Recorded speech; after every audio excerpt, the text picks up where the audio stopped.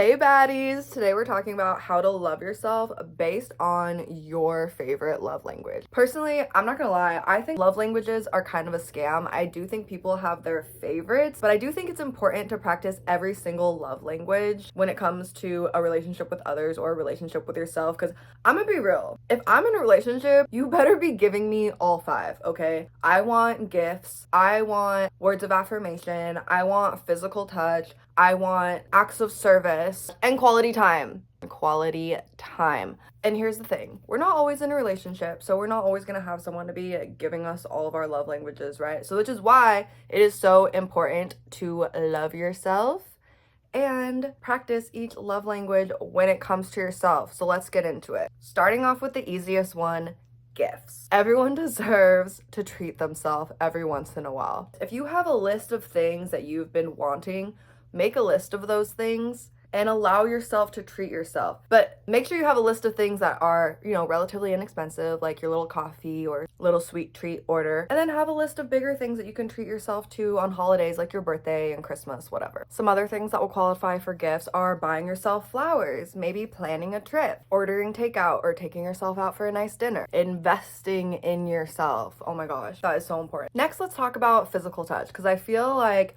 when you think of physical touch, you're thinking of other people, but there's a way that you can feed that love language just within yourself. Some ways I like to practice are yoga. That is a great way to get in tune with your body and show your body some self-love. You can do things like take a hot shower or a really nice bubble bath, have a little self-love, self-care day, do a face mask, give yourself a pedicure, a manicure, even just getting yourself really comfy, cozy in bed with some really snuggly, warm, fluffy blankets, and doing some self massages or like gua sha, anything that's, really showing that love and attention to your body that might not get it all the time. Next up, we have words of affirmation. This is why I love affirmations so much. I think they're so important. You can get yourself in front of a mirror, wherever your mirror is, look at yourself in the eyes and say, I love you.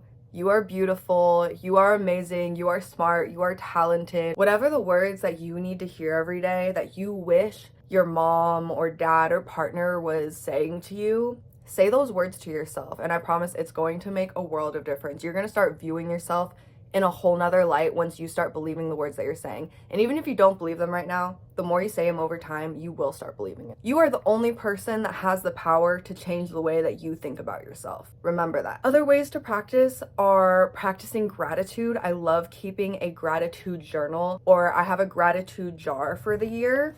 This is my little gratitude jar. I got little stars in there where I write down something I'm very thankful for during the week. So I can open this up at the end of the year and read what we have written in it. So I'm excited to see this full of stars by the end of the year. Other things that are great are morning or nighttime journaling, just kind of brain dumping everything that has been on your mind. Maybe pick out a mantra that you really like for yourself that you want to start off your week with and say that every day for the week. And another thing to practice is speaking kindly to yourself, changing that negative self-talk, right? If you have that little voice in the back of your head, which we've all had at some point, I'm not judging you for it, but if you have that voice at the back of your head that's saying these nasty, cruel, unkind things to you, you need to learn to nip that in the butt.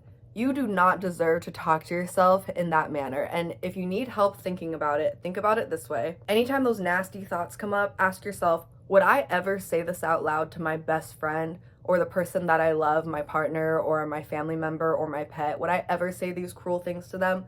If the answer is no, then you really should not be saying those things to yourself, even if it's just going on the inside, okay? You gotta learn to treat yourself with love and compassion and treat yourself as you would the person that you love most in your life, because you deserve to love yourself too and treat yourself with love and respect. Next up is acts of service. This is one of my favorites, which I didn't know until I think my last relationship. I always thought my love languages were more heavily based on quality time and physical touch, but I guess you start to value love languages that are kind of lacking. There's just something about acts of service that makes me feel so especially loved, like someone who really just takes the time out of their day to make your life easier. So how are we going to practice acts of service with ourselves, right? Some ways you can do this is by setting goals and following through on those goals, because you can't just set goals and not do them, right? Like if one of my goals is to get healthy or fit, but I'm not actually taking myself to the gym every day or making those healthy decisions for myself every night, that is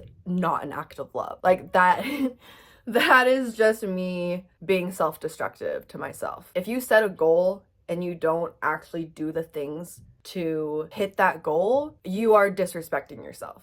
So you have to remember, if you're making a commitment to yourself, you actually have to follow through on that, because that's really going to show you how much you are respecting yourself and showing up for yourself every day. Some other things that you can do for yourself is cleaning up your home, maybe organizing your closet, doing things around the house that are going to help you feel good and help you feel really comfortable in the house. Also, make yourself some appointments. Set yourself appointments that you know are going to make you feel good. It can be going to get your nails done. I mean, that's basically hitting acts of service, gifts, and physical touch all in one. That is a great way to practice some self-love and self-care. Another amazing thing to do for yourself is cooking yourself a home cooked meal, something that you're really craving and that you really want to dig into and enjoy, and take the time to make it really special for yourself. I mean, set the table, make it look good, make it look appetizing. Like, you know, decorate the plate, make it look really cute, have some candles on the table. Just have a little date night with yourself. There is nothing wrong with that. And I think a lot of times we forget to treat ourselves the same way that we might treat a partner if we were treating them to dinner. Think about how you would make this moment really special for a best friend or someone that you love or your family members, and try to practice that for yourself. And last but not least, we have quality